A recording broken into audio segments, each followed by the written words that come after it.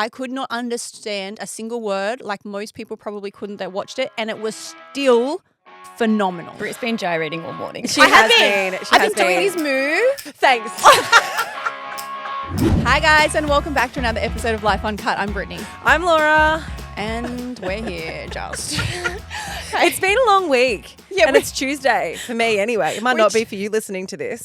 I actually also thought today was Monday, and it most certainly isn't. Oh, look, I'm going to get into explaining why it's been a long week for me, but Lola has started school this year, which you guys know, and it's not going as well this week. Last week was good. This week, we launched to crash, put it that way. It's been a real ride. For everyone. Do you know what that reminds me of? You know when everyone's like, wow, what a year it's been, and it was like one day into 2026. I'm still saying that, and we're only in February. Like, it's just started. It seems sad when you think, like, when our holiday finished and then we started back at work, my first thought was, it's so long until the next holiday. End of the year. It's so long. And I kind of feel a little bit this year, this is terrible. And maybe it's because I have a 4-month-old baby.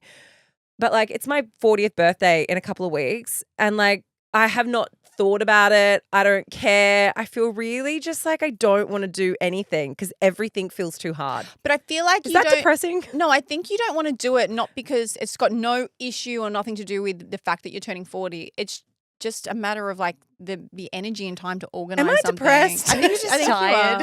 Am I tired? But we need to do something. The Venn diagram of like sleep deprivation and depression are pretty close. I do think, I mean, we all know it's a type of torture system, but yeah, I'm going to get into it. We've got other things to talk about first, but we are at peak. Well, you're going to get into your depression. 4 months sleep regression. Can't wait for that. Let's unpack that a little bit later. On camera or off camera? I mean, you said you had something funny to start with, so let's go with you, Britt. How have you been? Lockie, our new video editor, aka Freddie Mercury, he just this morning we were chatting before this record, and he's like, how's your Italian going? And it made me think of a really funny story that I haven't told you yet.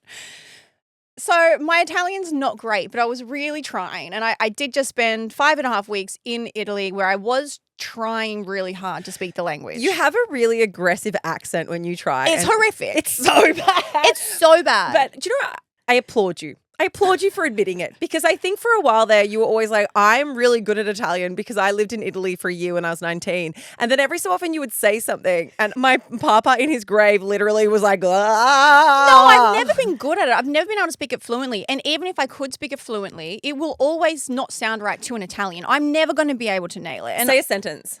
Any sentence for the Italian listeners that we have? No. Just do one. Oh, I'm about to. This is the story, all right?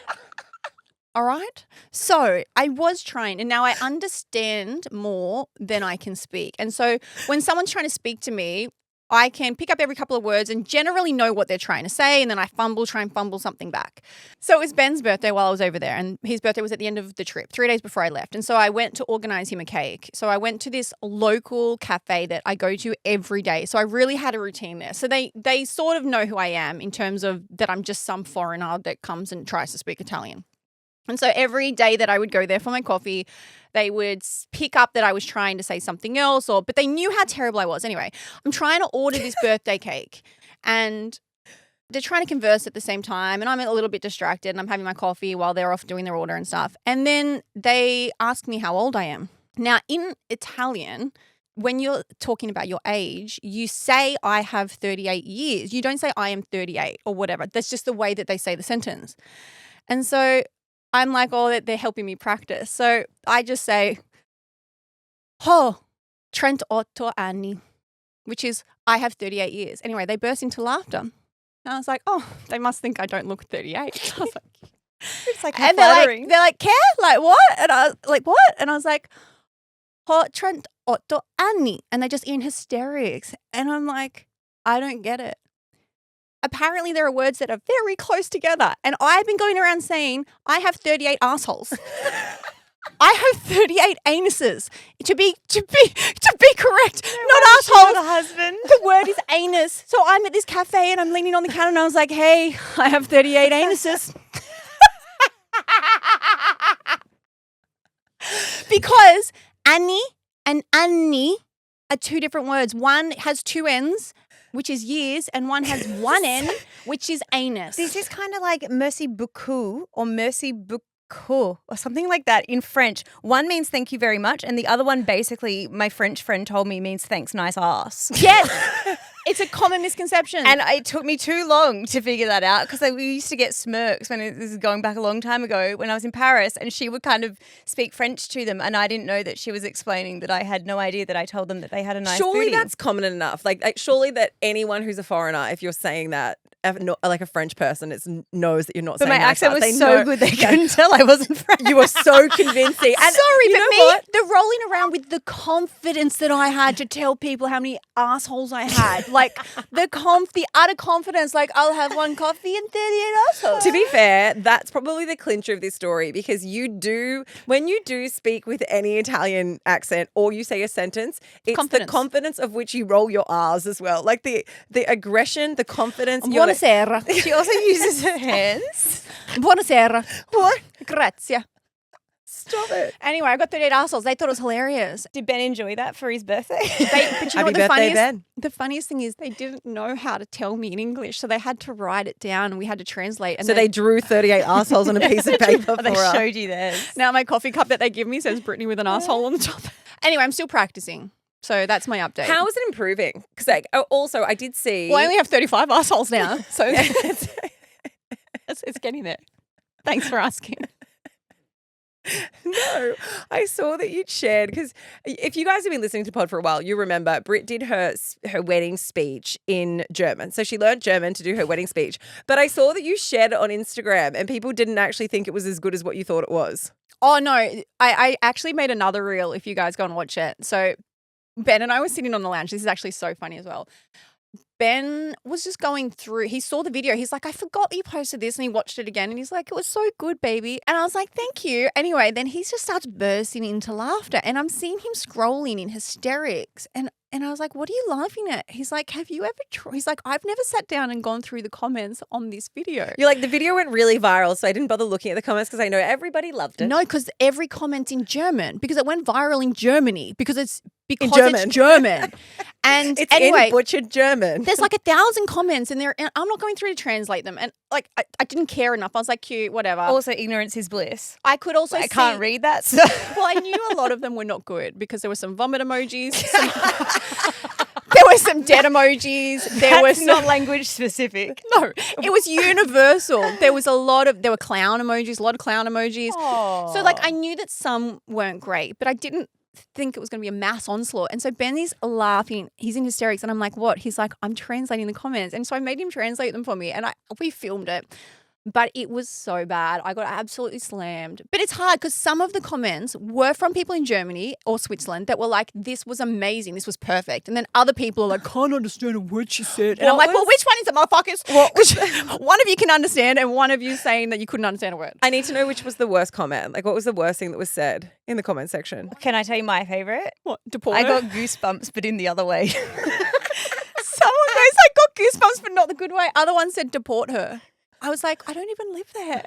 Divorce her, deport her. There were loads. Some were like, you made me feel unwell. I was like,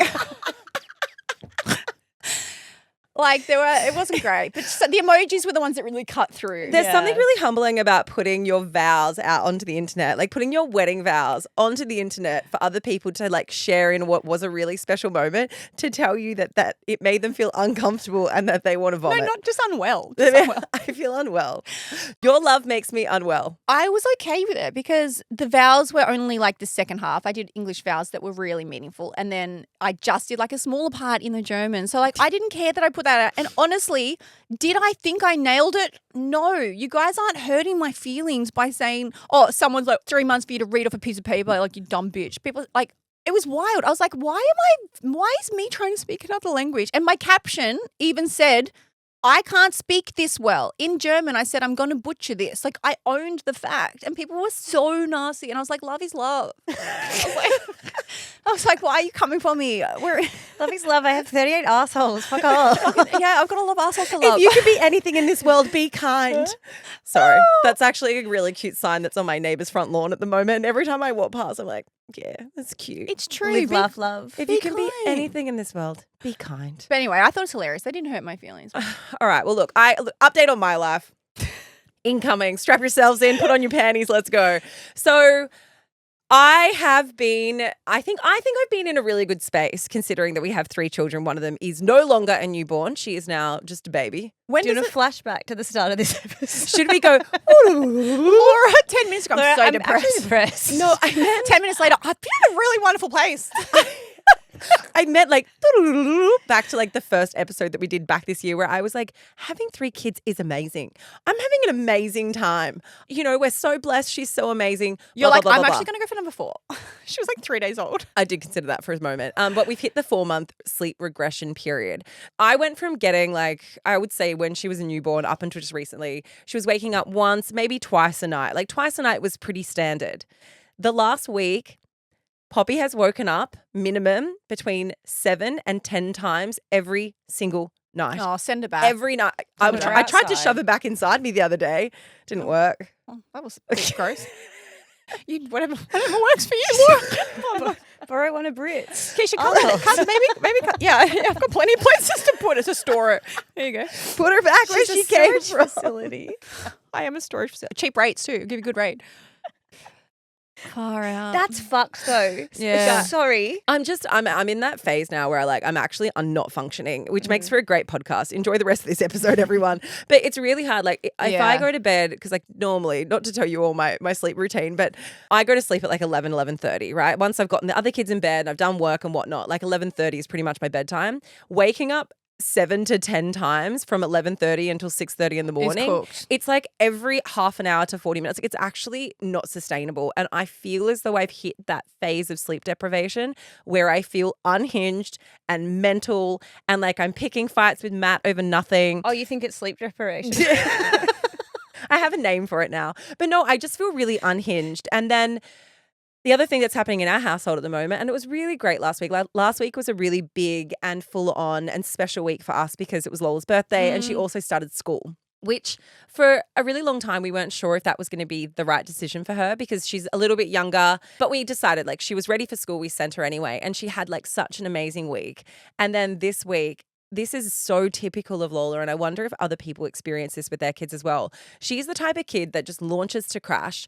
It's like she goes and does something, and for the first few days, she's like, this is amazing. I want to do it every day. And then something, like nothing happens, but something switches. And it switches so instantly that she goes from being like, this is the best thing ever, to like screaming, trying to rip her uniform off and saying she never wants to go to school anymore and she hates this family. Like, don't make me do it. I don't know what it is. Nothing's happened at school. There's nothing bad that's gone on. It's just like extreme. Yeah, it's just she's just an extreme kid. I'm laughing because you said, I wonder if anyone else experiences this with their kids. And I was like, oh, I experienced this as an adult. Yeah. I'll vouch for that. Keish does. Super into something. And then it's like eggs.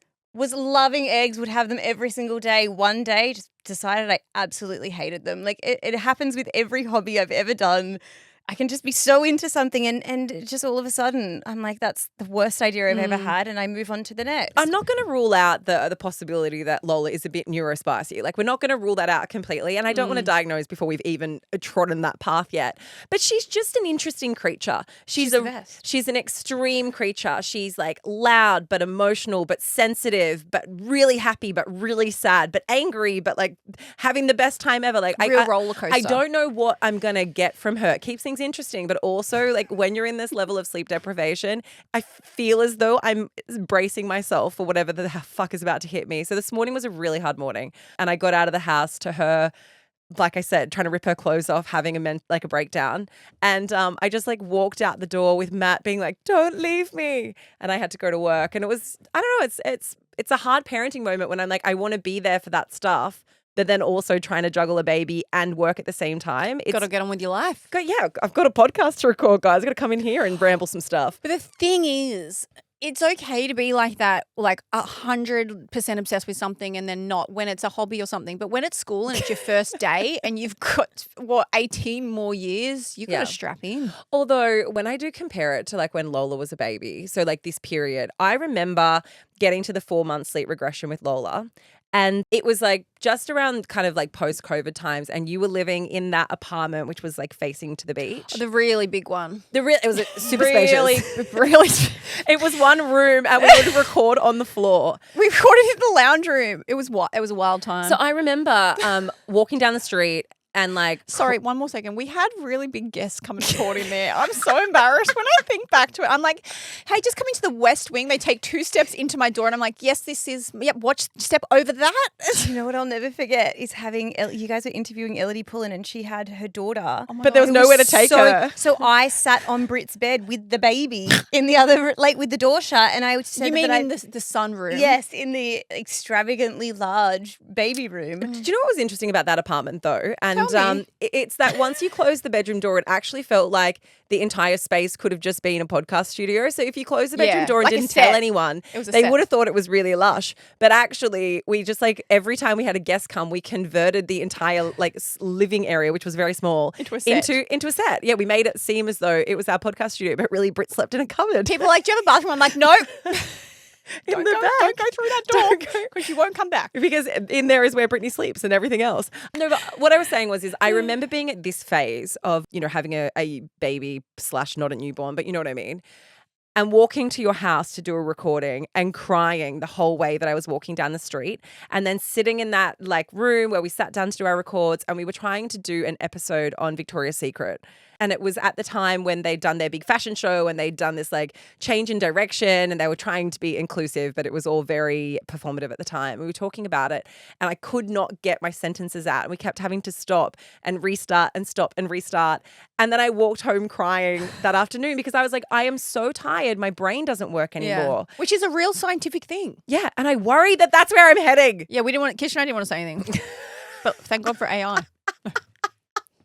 We AI you. You actually haven't spoken on the podcast in 4 months. You're fucking. I just import the text to AI. You're like, please, like, look at Laura from 2024. Just update and insert main character energy, insert and change all dialogue. 100%. Thank you. At least someone has my No, back. I'm joking. You're actually not as bad as you were then. Thanks. Don't you reckon, Keish? I don't reckon you're. I feel like this is a lose-lose situation to have an opinion on. I don't think you're doing great, sweetie. I don't think you're. For me, as somebody that talks to you all day, I don't think you're struggling as much as you think. Like, to me, it doesn't come across. Like, I don't find you. Right now, I'm struggling to find my words more than you. Like, I do not find you to be struggling. Right, I know you feel it. I'm not trying to diminish your thoughts, but you're worried it's coming across a certain way. It's absolutely not. Like, you're probably at 80%. Well, I'm more meaning this for like other people who have got small kids, and like it's a real thing. Like you go through this phase, and I know it's the sleep deprivation, I know it's the mental fog. I'm pretty sure it's also like a hormone imbalance and change as well. But there is this like processing thing where you feel as though, I don't know, you just don't feel as though you're as sharp or as quick or as on it with things as what you used to be. And maybe that's because your brain is making space for all of the parenting side of things that it has to do. Like there's only so much capacity within your brain. But brain fog is a real scientifically proven, I was going to say repercussion, side effect of pregnancy. Like it's your fault. It's a repercussion. It's a side effect of pregnancy. Like that's proven. So all these years where women used to say, oh, I just feel like I can't remember things and I can't figure out things and I can't find words. We always used to just think, oh, you're a moron. Yeah. You know, but you're not. It's proven that brain fog is a real thing. And I talked about this in terms of like the postpartum forgetfulness, like where I left the door open at the shopping center. But now it's just kind of stemmed into and seeped into like my everyday. I do find that I'm being more forgetful. And then I get really down on myself for being forgetful, or I find it hard to find my words. And then I get really down on myself for that. So when I make jokes about like, am I depressed? It's more because I feel really hard on myself that this period of life once again feels really hard. And I guess I wanted to say this not so much as like to make myself feel better, but a little bit of a PSA for other mums who, and I know like you guys reach out to me. I know that we have loads of listeners who are either in the same phase of life as me, or you've just come through the other side of it. It's like, it's just such a relatable thing to be in and to be experiencing. And I think sometimes you take that on really personally, but actually it's just like, this is just part of the fucking journey, right? You're doing great. And if I could say one thing, I'm struggling to find my words. I don't have a baby and I don't have an excuse. So but I mean, you can't speak in Italian or German or English. Or English. I can't. What a fucking useless. Why am I even here? Well, speaking of life transitions and wanting to kind of, be in a moment in time, something happened to me yesterday that is borderline traumatic, and I actually don't know how to get myself out of this. My license was up for renewal. And I thought about it, and it gives you like a form and you can tick, 1, 2, 4, 5, whatever it is, 10 years for your license. And I was like, financially, it's the smartest option. No, it's better just for looks as well. Yeah, I was like, you want to lock yourself I'll in. be 42. Like, Ain't nothing wrong with being 42, Keeshia. No, but you want your picture to still be 32. I'm okay with looking 32 when I'm 42. And so I was like, okay, cool. And I really did sit and think about it. And I was like, okay, I want to wash my hair. I'll dry it. I'll put some makeup on. Like, let's make this a moment where I'm like, Hot. 32. I was doing all right back then. So I took myself down to in New South Wales, it's called the RMS, and it took all of 3 seconds. Like, the guy was so fast. And they have this pull-down chair, and it's got What were you expecting? A full photo shoot? Like, if you lay on the velvet lounge here, ma'am. They give you more warm-up when you get laser. Like, you pull this chair down. When I say there's the brightest lights, I actually mean it's like someone has a phone torch and they're shining it into your eyeballs, and they make you do like a read the lines eye test situation. So I'd just done that. They take the one picture. And Did they warn you that they were taking the picture? Like, did they say, okay, we're taking the photo now? Or were you like, this is my test shoot, and then they'll take the photo? Oh, no, they're like, you let us know when you're sat and you're ready and we'll take the picture. And there had been like 2 people. I'm not joking. They were getting us through like cattle. It was like, bam, bam, bam, next, next, next. But I'd practiced at home because, you're not allowed to smile, but you want a bit of like. You need a smirk. You don't want to look angry, right? You don't want to look grumpy. So I was like, okay. I've heard from like Tyra Banks that you're supposed to like hold your eyes open and like purse your lips ever so slightly. Do you remember when you were in school and you would practice before like the school photos? Was that just me? I'd practice in the mirror. I never practiced how to smile. It did me no favors. No favors whatsoever. I wish I'll bring in some school photos. We can all laugh together. One of my year 9 school photos, horrifying. I lost, your fang tooth. I was really late to lose my teeth. And I remember asking them, hey, can I stand the other way because I lost my tooth the other day, and you can flip the image? And they were like, no, they all have to be the same. So I've got a gap, like a full gap. 15 years old. You can AI that now. Yeah, you could. Anywho, so I'm in the RMS and he says to me, okay, we're going to send you your license in 10 days, blah, blah, blah, but your digital license will update immediately. So as I'm walking out, he didn't show me the picture. It was all processed. I would have asked to see it. I was like, can I see some angles? Brittany, I walked out. And I refreshed my app. Oh my God, show me. I actually want to cry. It can't be that bad. I look so cross-eyed.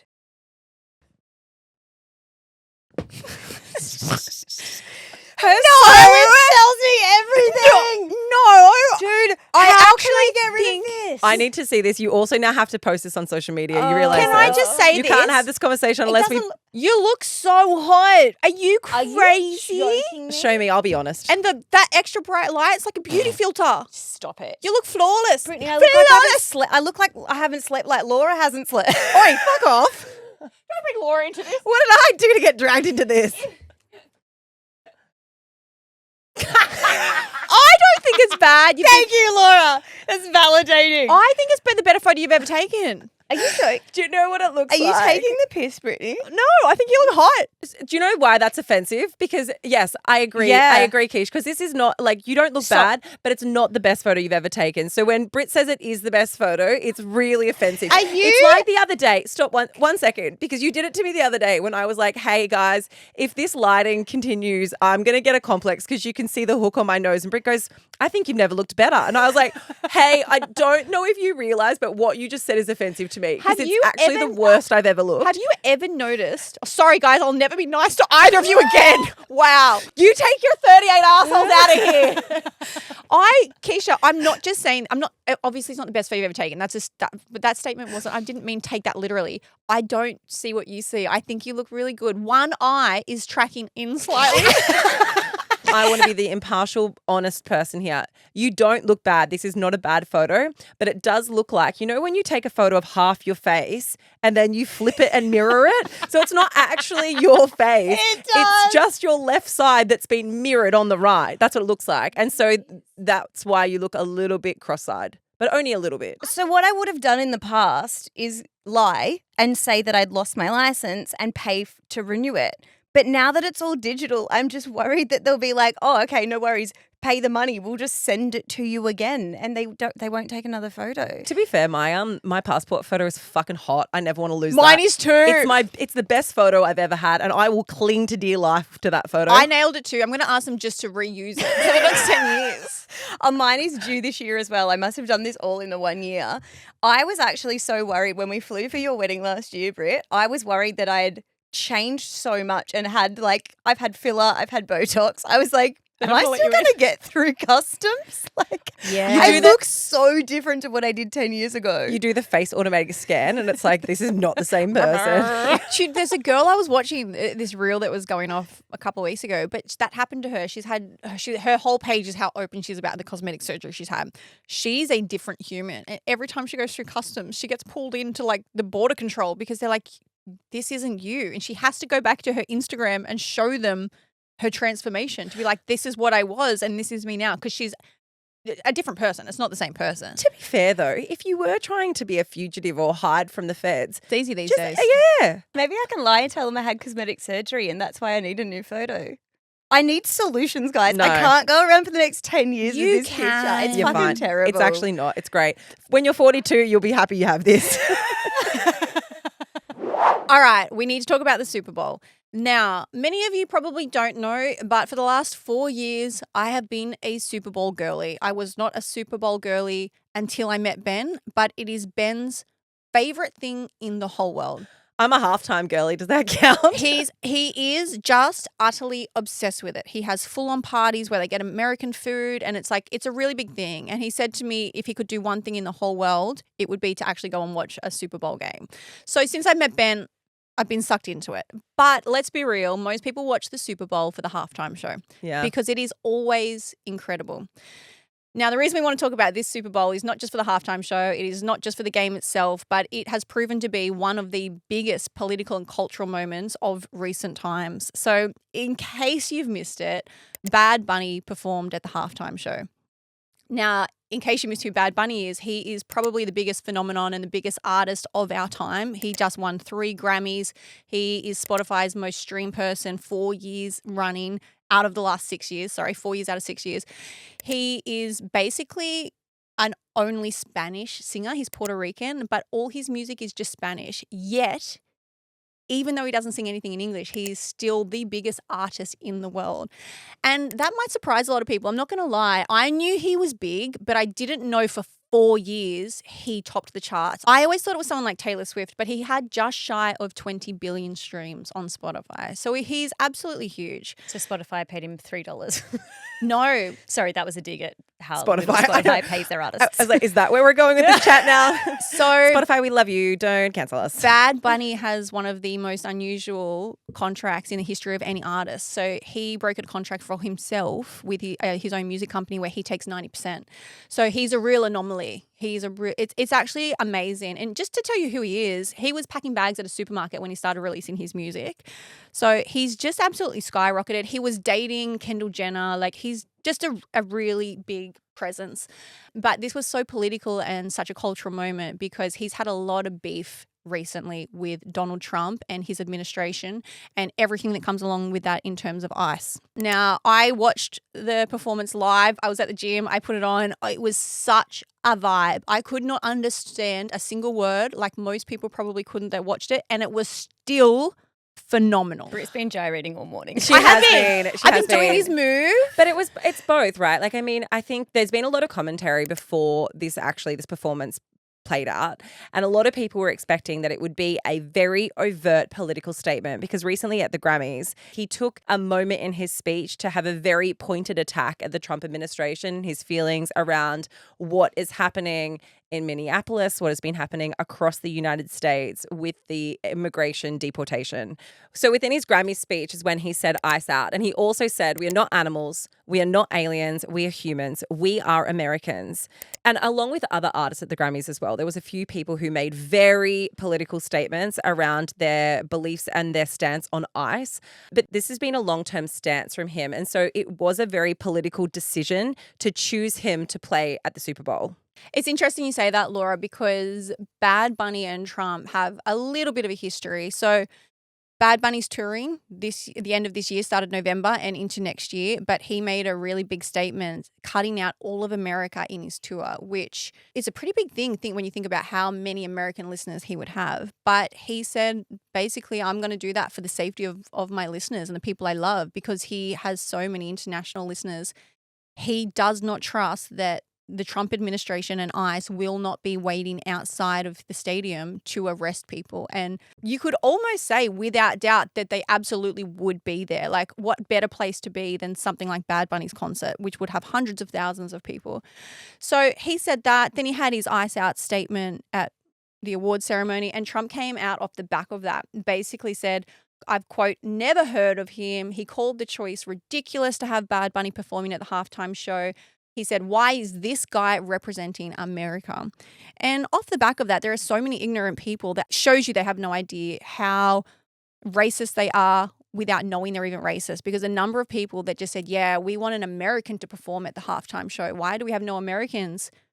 Bad Bunny is American. He's Puerto Rican, which is a part of America. He has American citizenship, but people are saying because his English isn't perfect, because he's a person of color, that he shouldn't be performing. Well, it's not even just that. It's because he's not the type of American that Trump stands for. That's the reality. Exactly. And also, when we talk about America and we talk about United States, they're two separate things, right? When you said he's not touring in America, that's his literal point. He's like, we are the Americas. And he calls out and did this in the show, in the Super Bowl, which I know we're going to get into unpacking all of it because it's so fascinating.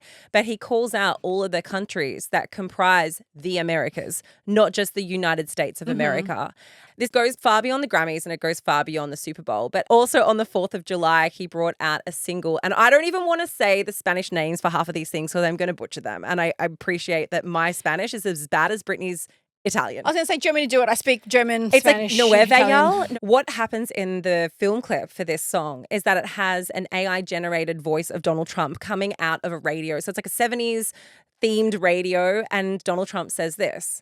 I made a mistake. I want to apologize to the immigrants in America. I mean the United States, which that in itself is pointed in America, the United States. I know America is a whole continent. I want to say to this country is nothing without the immigrants. The country is nothing without Mexicans, Dominicans, Puerto Ricans, Colombians, Venezuelans, and Cubans. And that is exactly what the Super Bowl completely embodied. That message, which had been encapsulated in the start of that 4th of July song release, is the entire theme of the Super Bowl. And even though it wasn't as overtly political as I think some critics thought it was going to be, there were so many Easter eggs throughout the entire thing that made it a cultural moment and a political moment that people are going to be unpacking for weeks. For years to come. But also imagine how pissed off you'd be to be Trump, who gets so defensive when literally anyone questions him or goes against him, even like a journalist.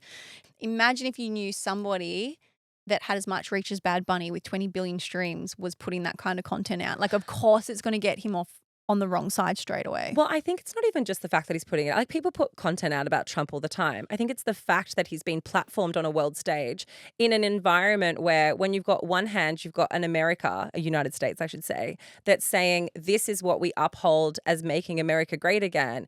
It is white and it is right. And then you have, and when I say right, I mean right-winged. And then you have the Super Bowl that usually embodies a lot of what are like the real American standards. We're America. But then you have this like Puerto Rican celebration of Latino reggaeton, and it's political, but it's a party at the same time. Like, that stage turned into a fucking house party. And the dances in there were all of the parts of America that aren't being celebrated at the moment. The other really interesting thing about this whole discussion is that when it was announced that Bad Bunny was performing, Turning Point USA, who is the organization that was co-founded by Charlie Kirk, decided to put on an alternative halftime show. Now, this was obviously pushed by Erica Kirk, who is Charlie Kirk's widow. And this is supposed to be an all-American, quote-unquote, halftime show. Country music, patriotism, think flags, Kid Rock was performing.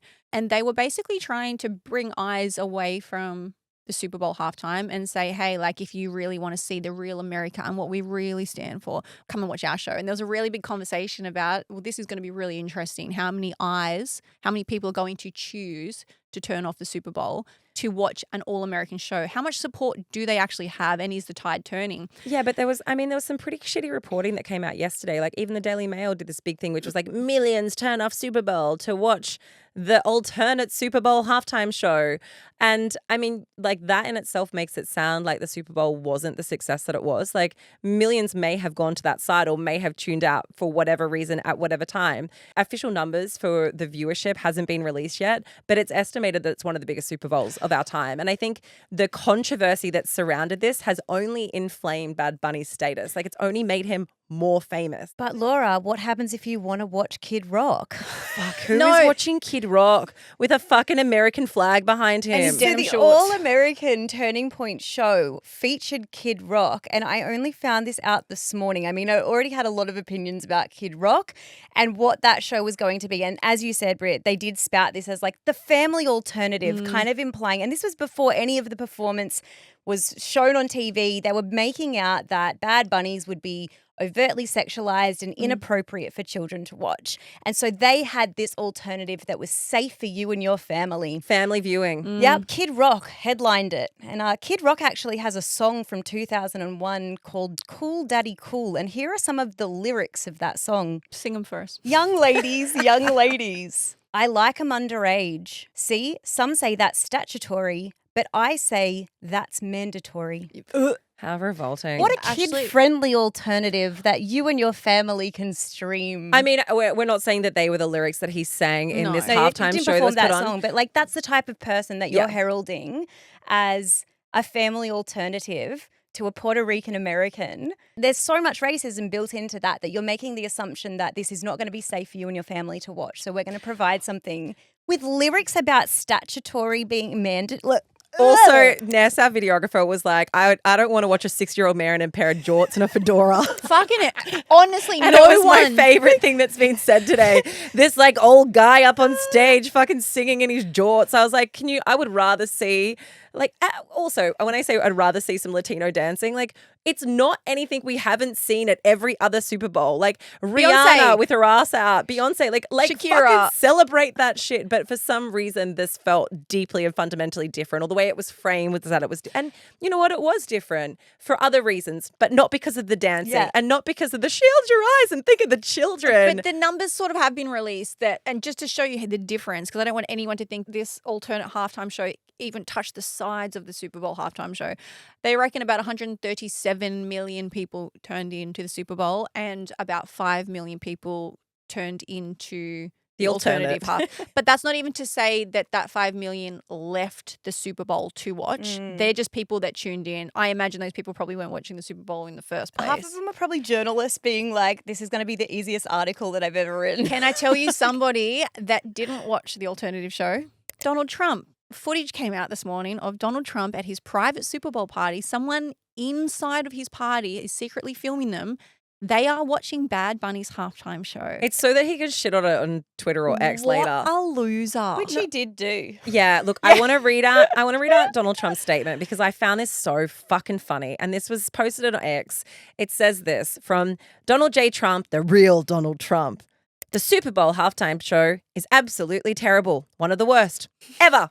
It makes no sense, is an affront to the greatness of America, and doesn't represent our standard of success, creativity, or excellence. Nobody understands a word this guy is saying. And the dancing, disgusting. Especially for young children that are watching from throughout the USA and all over the world. This show is just a slap in the face to our country, which is setting new standards and records every single day, including the best stock market and 401ks in history.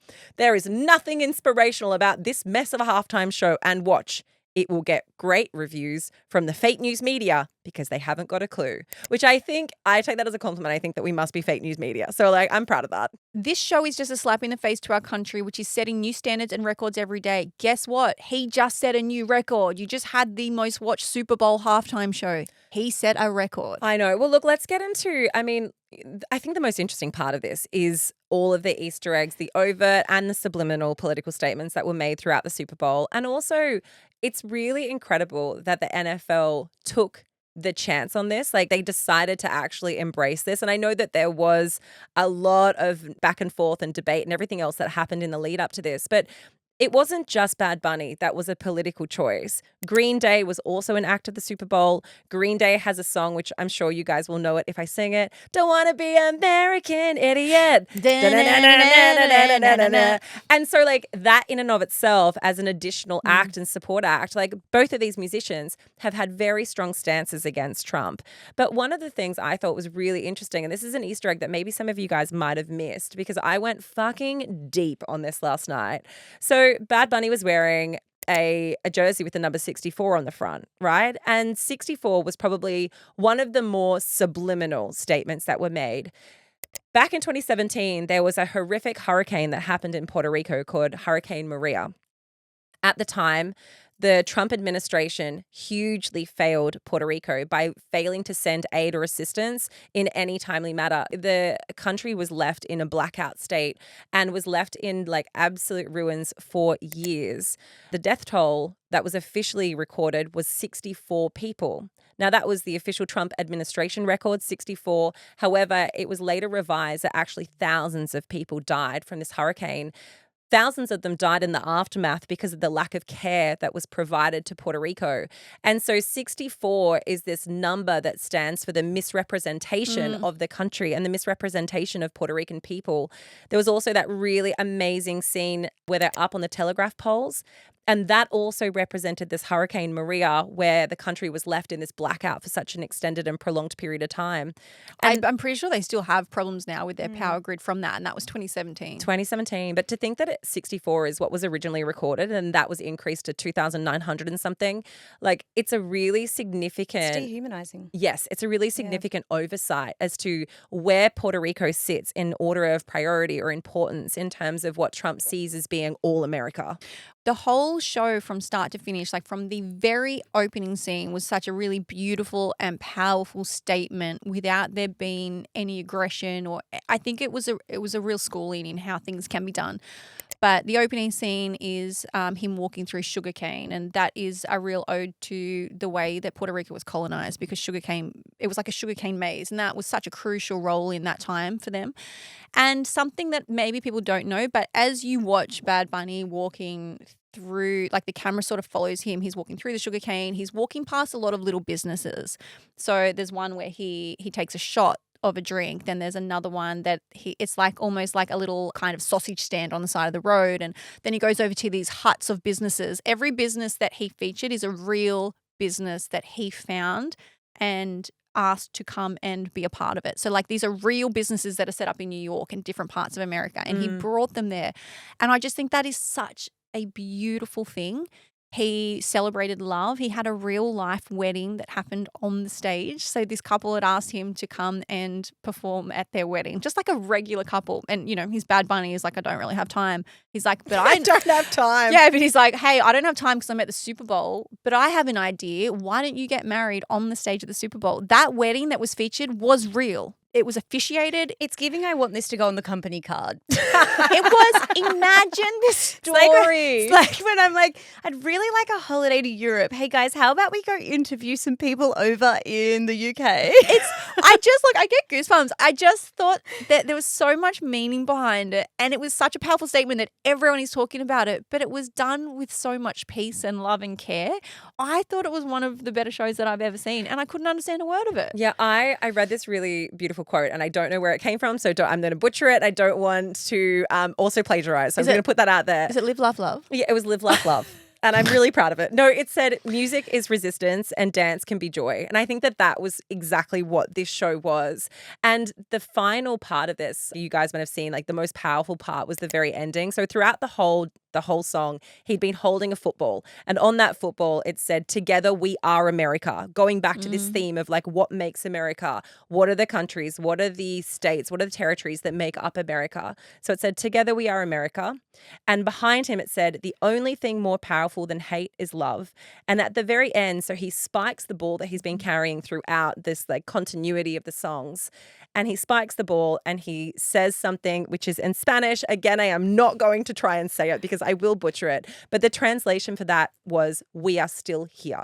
And that is such a powerful statement, considering that we are living in a time where so many, I would say Spanish speaking, but I'm sure it's many different languages, but so many Spanish speaking people are frightened to speak Spanish on the streets in America at a time where people have to bring their immigration passports or they have to bring their immigration papers to be able to legitimize the right for them to be in the country. So like that in itself was just an important statement in saying like, we see you, we validate you, and this is an America that we won't stand for. My favorite tweet or I don't know how do we say the verb now? Like, you get my point. My favorite post was by a guy called Alex Collin. It said, Superbowl is happening in a Spanish named state, California, in a Spanish city, Santa Clara, surrounded by San Jose, San Francisco, Los Guados, Los Altos, etc. And people are mad that Bad Bunny speaks Spanish. Like, he's come out and said something, I'm paraphrasing this, but basically he was like, yeah, you know, English isn't my first language, but don't worry, it wasn't America's either. Yeah. Like, just the anger. Like, for me, this is just one of those, what do they call it? Like a red herring, where people just use something as an excuse to express their bigotry and their racism, Yeah, where they're like, oh, I'm just so angry because I couldn't understand. I mean, the president's saying it. I couldn't understand a word that you're saying. We can't understand what Trump says. It's kind of a bit like, and?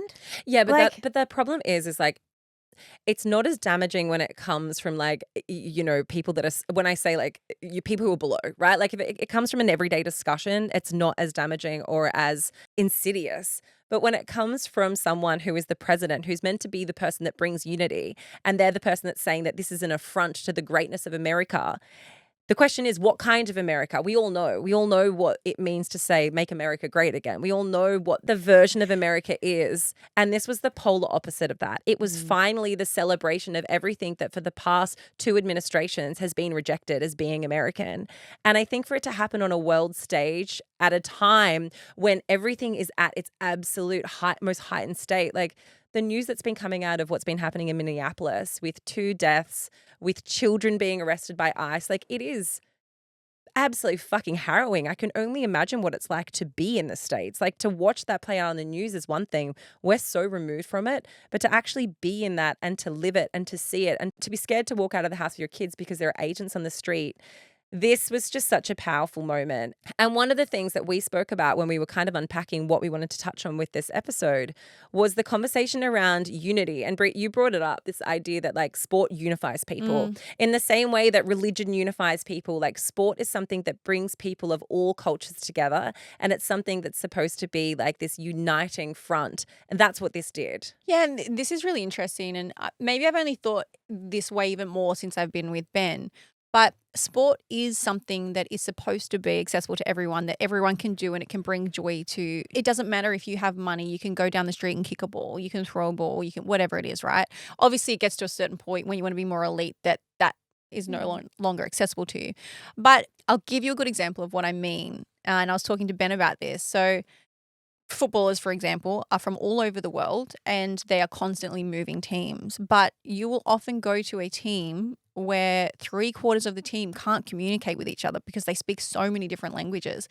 And one of Ben's, this sounds like they're at school, one of Ben's best friends at his team now, because you move to a team, someone else moves, and you sit with them at lunch and you make friends.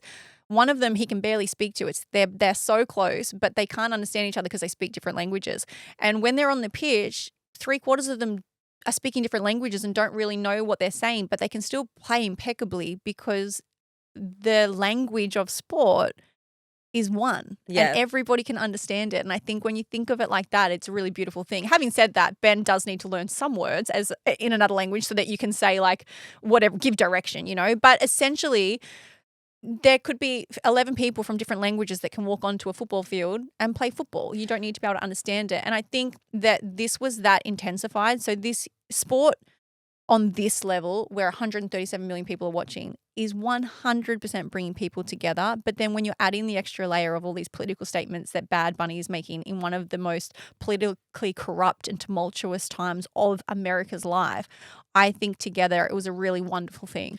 Well, there's this really beautiful analogy of that, or like a description of that, and it was coined in 1912, and I read this and I was like, I actually love that this has an alternate meaning that doesn't just describe religion, because I think we all know what that feeling is or what that explanation is when it comes from a religious perspective, but there is a term that's called collective effervescence, and collective effervescence is the type of sacredness or this collective sacredness that we feel when we have something that is truly shared. obviously it relates to religion, but the exact same synapses, neurons, the exact same dopamine is released during sport as what is released for people who feel super connected in a religious sense as well. And so that is the hole that sport can often fill for some people. It gives people a place to belong. And I witnessed this for the main time in my life. I was down in Victoria during the first lockdown in 2020. And a lot of people, myself included, and I think rightly so, were really upset that, we were in this horrendous lockdown and no one could go and see each other, and people were having loved ones pass away that they weren't even able to be by the side of. And the football teams moved up to Queensland, and they continued the league up there, and people were really angry, they felt really like it wasn't fair. And I was working in radio at the time, and this other broadcaster said this one thing where he was like, for a lot of people, the game on a Saturday or on a Friday night is the only thing that they will have to look forward to for the entire week. Sport brings a sense of belonging. It brings camaraderie. It brings hope, like all of these things that we are lacking in society hugely. And I think mostly in places that are so politically charged at the moment, like the States. Well, it's like, there's that thing that sport can do. And that's why I give it more weight than, I know a lot of people are like, oh, sport, and men who love sport and blah, blah, blah. And I'm like, for a lot of them, this is the only place that they feel these emotions in a way that they feel they can express, and it brings them together, and they have their mates, and like these are amazing things, and I think that they should be celebrated. When I go and watch Ben play in wherever, Italy, Romania, wherever it is, right? They don't speak English, generally speaking, where I'm there. I will be sitting by myself in rows surrounded by locals, and collectively the feeling is the same. We will be jumping up and down and hugging each other and speaking to each other. We don't understand each other, but we understand enough what is happening and the energy and how we feel, but we're not understanding a word of what we're saying. We're having conversations without having conversations. Well, I mean, I guess like in taking it, obviously the sport is one side of the Superbowl, but this halftime show there's truly football around the concert. The halftime show truly had nothing to do with the sport. I don't even know who won. But this, I know, I'm the same. Seahawks. I couldn't care less. But the thing is, the game wasn't that exciting. The thing is, though, is that this like collective effervescence, it's the same thing that you feel at a music festival. It's the same thing you feel at a concert. Like these are shared experiences. And I would say that was the most powerful part of this, was the collectiveness. I mean, we haven't even touched the sides in talking about the fact that it was completely celebrity endorsed in terms of like the other celebrities that joined him on stage. Like Lady Gaga was there, Jessica Alba was there. Ricky Martin. Ricky Martin, did you say? I thought you just said Lady Martin. Did I? Was like, who? If Ricky and Lady Gaga Lady Martin.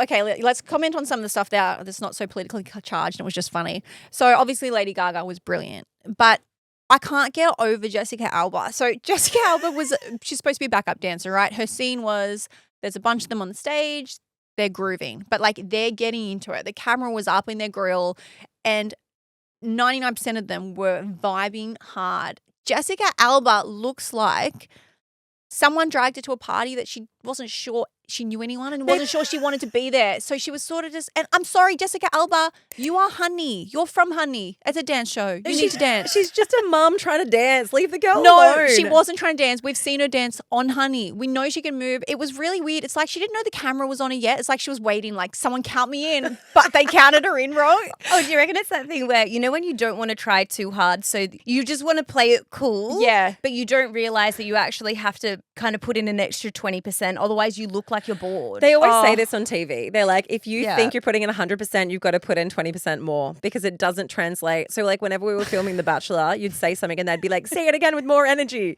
You'd be like, woo, Oshar's here. The amount of times they made us fucking re-scream that Osher had walked in the room because there wasn't enough energy. There wasn't enough collective effervescence. There wasn't enough collective effervescence. More passion, more footwork. So Jessica Alba, the dance moves was a standout for me. If you haven't seen it, go and have a look. Now, I'm not dissing her. I love the girl. But it sounded like a diss. Once you watch it back, Laws, once you watch it, it was, she needed to honey it up. I've seen it so many times now, to be fair. Like, I mean, some of it was research, some of it was pure joy. I can't be sure where the line was distinguished in the sand. My only conspiracy theory, I'm going to put my tinfoil hat on, is that I think Bad Bunny must work for Tourism Puerto Rico because it worked.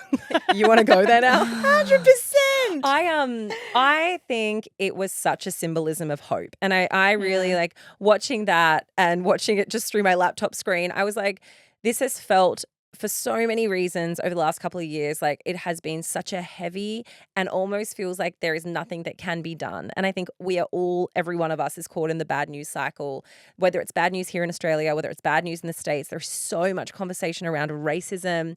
And when that is coming top down from leadership, it really does feel like there is nothing that can be done to change it. And there is this powerlessness.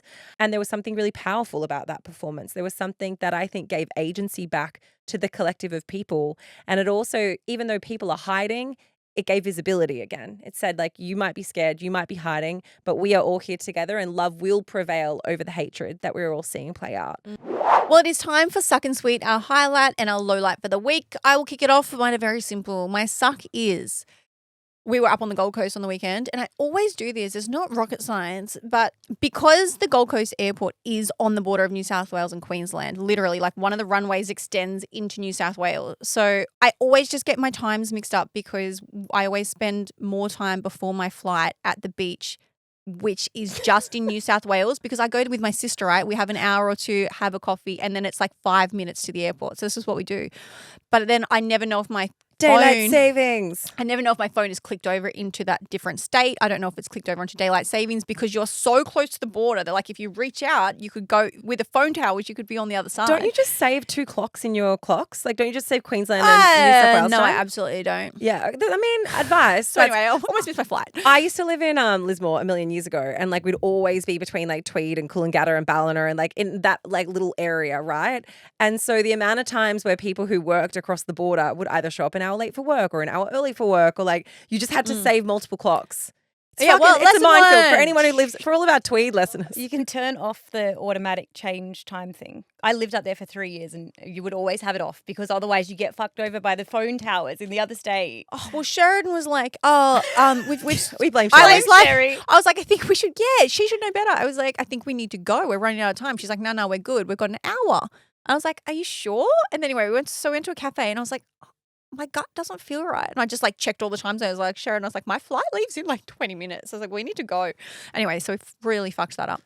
And my sweet was the fact that I was on the Gold Coast with my sister and me. I got to see my well, you were in and out. And you got to see me. I know I was a highlight. Laura was very frantic, flew in and out that morning.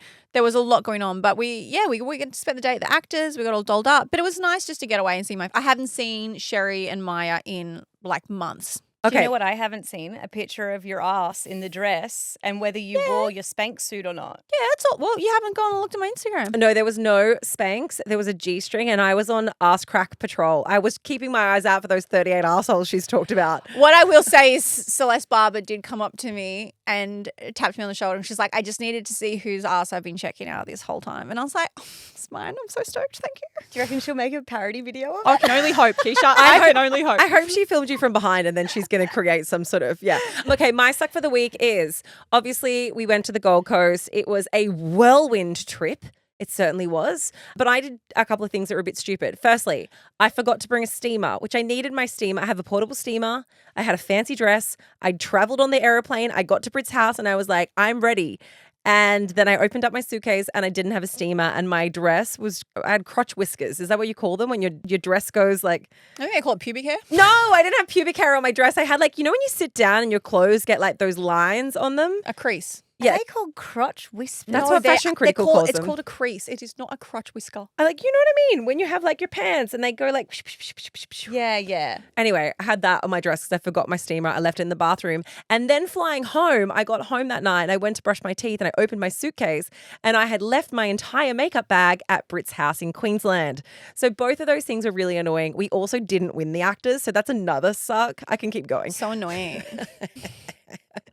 And my sweet for the week was that it was Lola's birthday party on Saturday and she said she had the best birthday party ever. So I thought I nailed it. And then Mum she's of the like, year. why are you sending him to school, bitch? And then she's like, I fucking hate you. I'm going to school today. Like I told you, it's the highs and the lows with that girl. But no, it was look, overarchingly, even though we didn't win, I had a great time at the Actors with you. I'm with you. I had a great time with you.